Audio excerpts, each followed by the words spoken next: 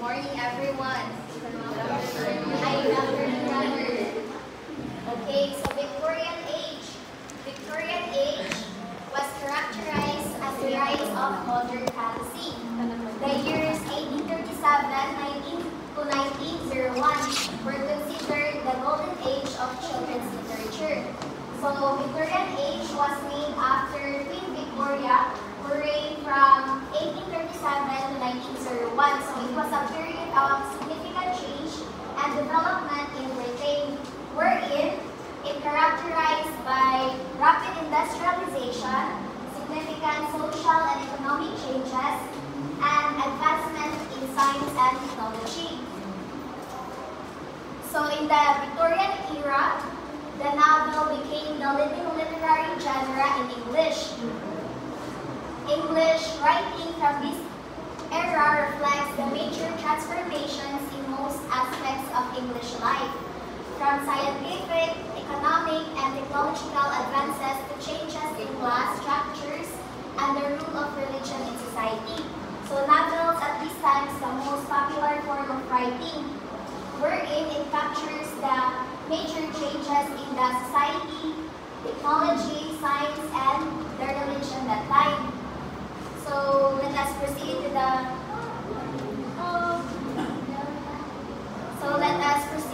famous novelist. So okay, now here are the famous novelists in this era: Charles Dickens, William Makepeace Thackeray, the three Bronte sisters, Elizabeth Gaskell, George Eliot, Mary Ann Evans, Thomas Hardy, Rudyard Kipling, of course, our very own Louisa May Alcott. So let us now talk about the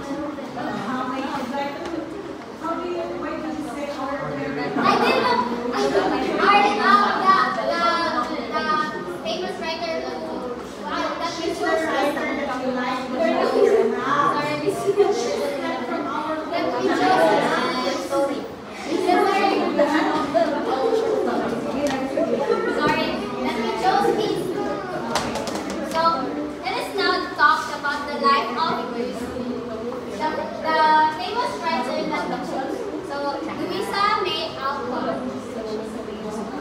Louisa May Alcott is born on November 29, 1832, and she was an American novelist, a story writer, and a poet best known for writing the novel Little Women in 1868, and its sequels Good Wives 1869, Little Men 1871, and Jo's Boys in 1886. So, Louisa May Alcott in a very young age, she saw how society limited women's independence.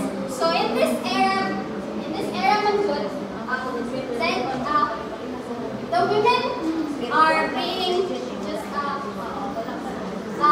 their independence is limited. That's why Louisa May Alcott is also an abolitionist in this book. And Louisa May Alcott based her novels in her life and family, though she did not make some changes such as having Mr. March come down with typhoid fever rather than her character novel after her Sonjo. And you know guys that Eliza May Alcott rejected the games girls were expected to play. So she's like fun here, tomboy, because she's tomboy ang term mo, because she is always playing with boys rather than girls. Then she has this saying that nobody could be my friend till I have beaten him in a race, and no girl if she refused to climb trees or leap fences. And Louisa May Alcott promised herself that she wanted to get her family out of poverty because they were living in different places. Sige silang balhin. And their family is not as rich as other writers.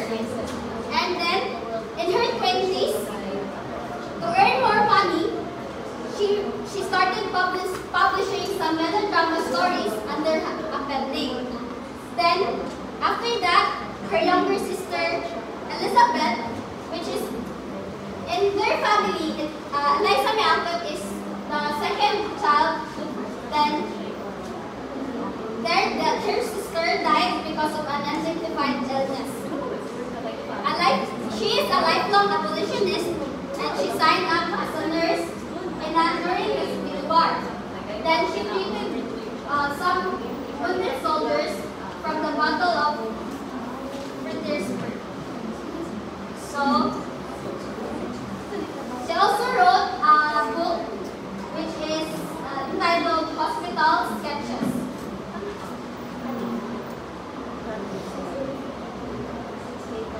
So now let us talk about her famous novel, which is The Little Women, which is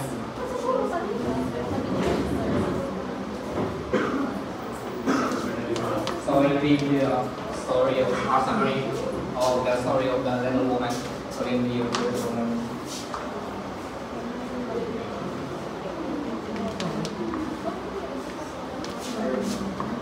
So the little woman is coming now.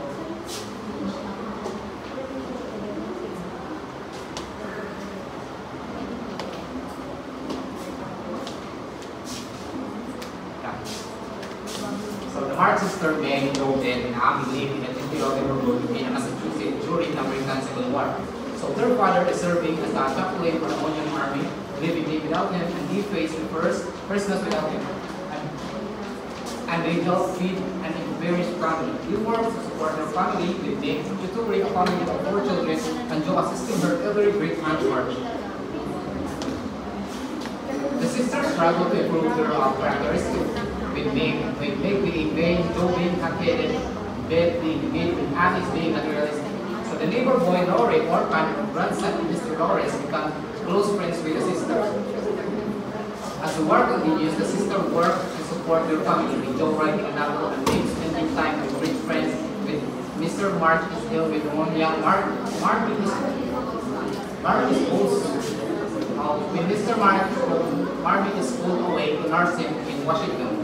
Dr. John Grove confesses his love for Meg to her parents, but they consider her too young to marry.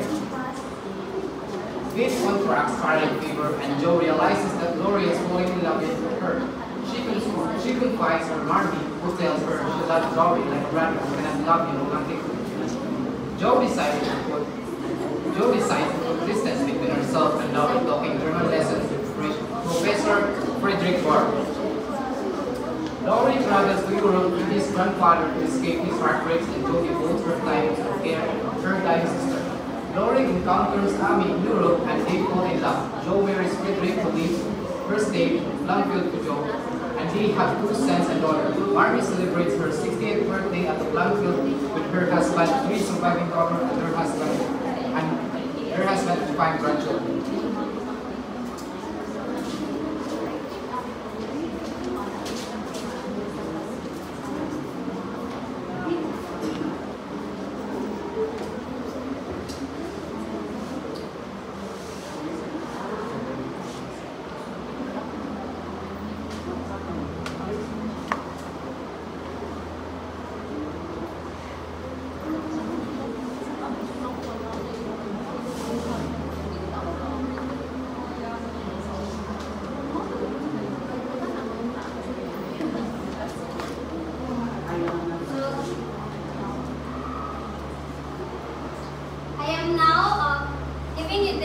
From Eliza.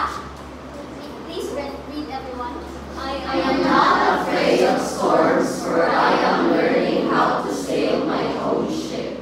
So, I chose this quote from Eliza because she is a person that really that will do anything to provide for her family and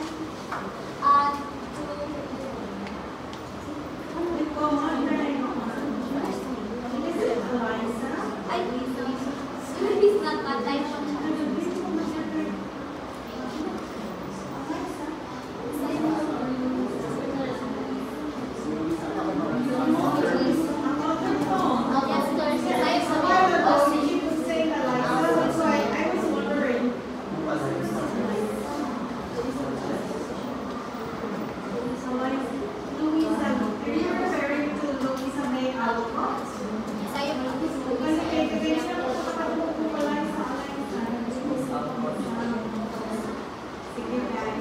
that's Louisa.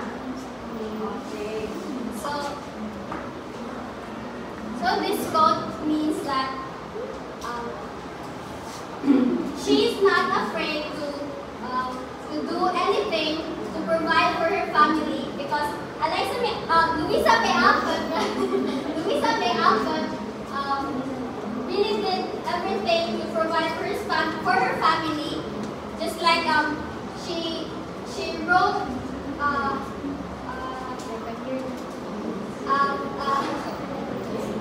she wrote every book, but her publisher didn't even pay her. But she just earned money from the royalties. That's why she's not afraid of storms because she knows how to provide for her family on her own.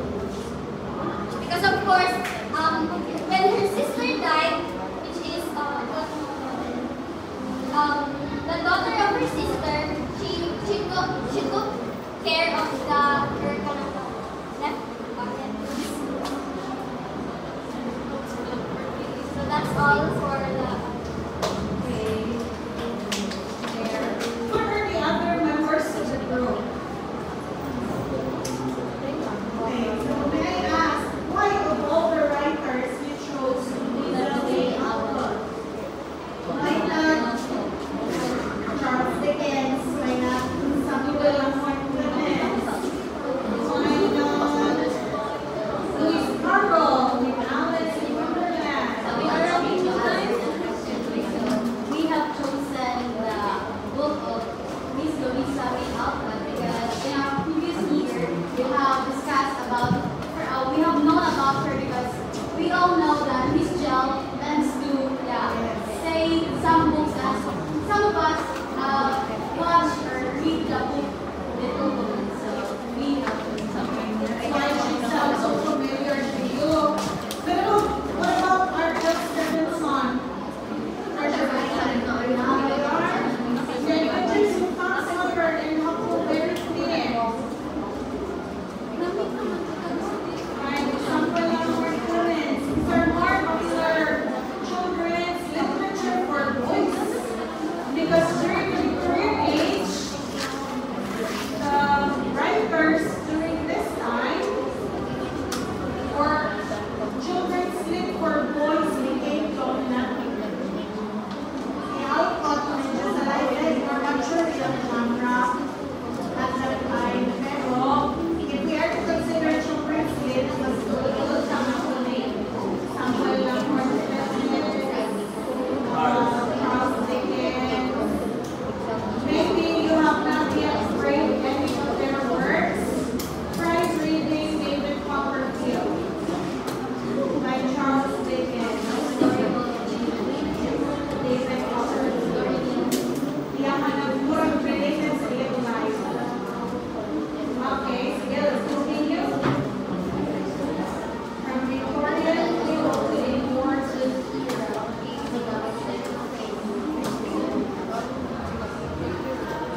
So, good afternoon, class. Good afternoon. How are you? How are you all? Okay, that's good to know. Since we are done diving into the 5 different periods in which child's and adolescent's literature develops, are you ready to enter another era with me? Yes. Are you up for it? Yes. Okay, listen carefully, class. Stop what you are doing right now. In a count of 3, 1, 2, 3. Okay, all eyes on me, all eyes on Teacher Rafa. Okay, welcome to the Edwardian era. In British history spanning from 1901 to 1914. Kindly read everyone all together. It was a time of significant social and technological changes. It witnessed the continuation of the Industrial Revolution, urbanization, and shifts in class dynamics. The period was crucial for the growth of the suffragette movement and social reforms. In literature, being marked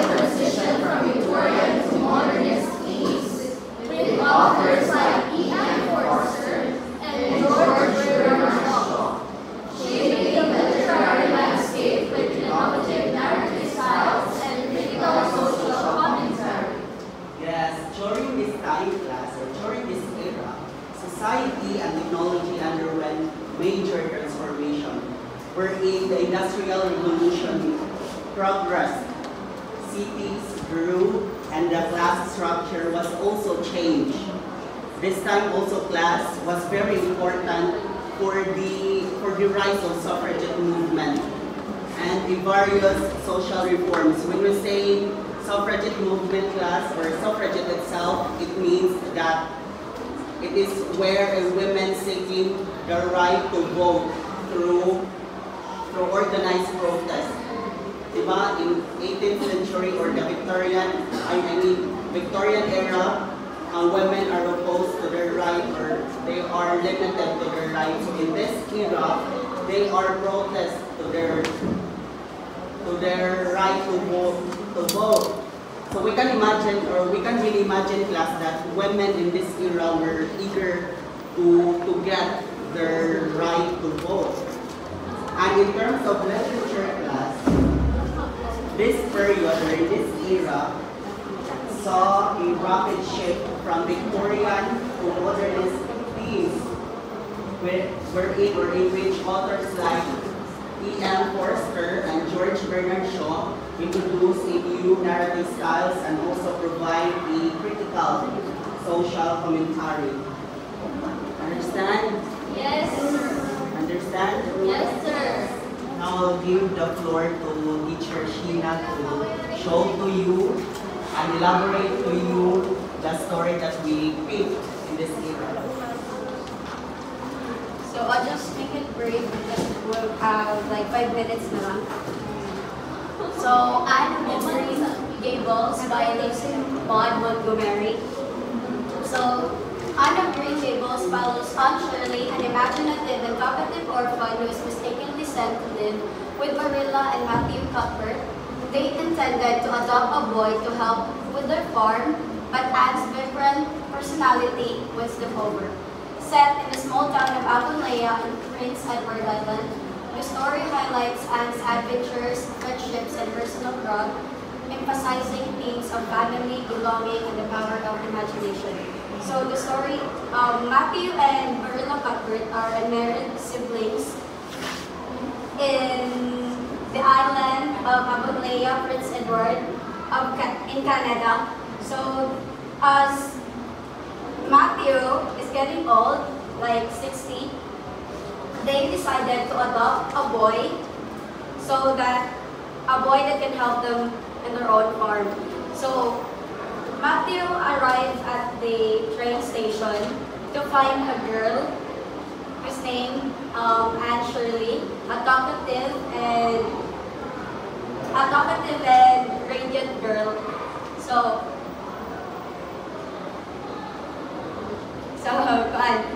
Anne Shirley lacks social graces and education. Then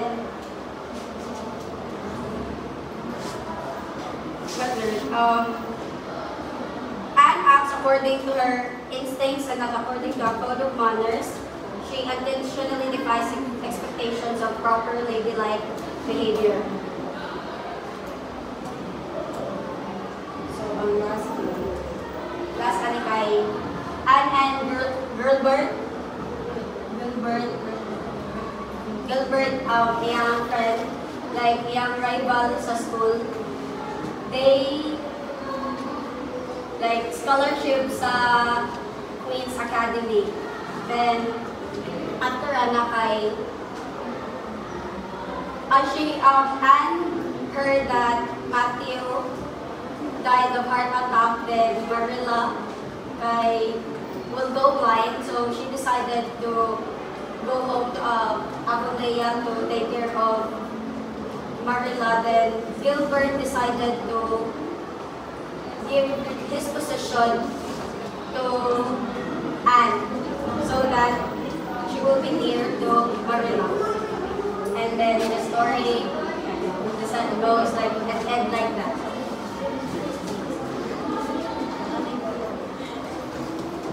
Before we end our recording, we have a quote here to say, tomorrow is a new day and no mistakes in it yet. So this quote means that each new day offers an opportunity to start fresh, which that every mistakes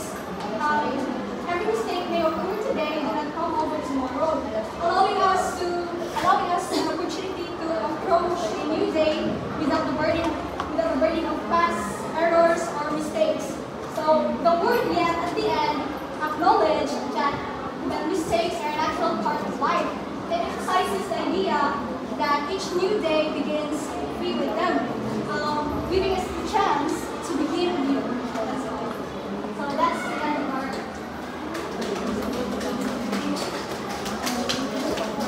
We still have enough time. Wala na ako. That's the last. Alright, so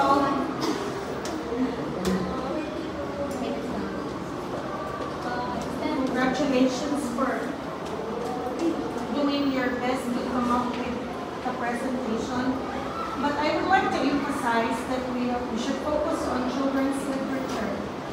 Louisa May Alcott is a mature work.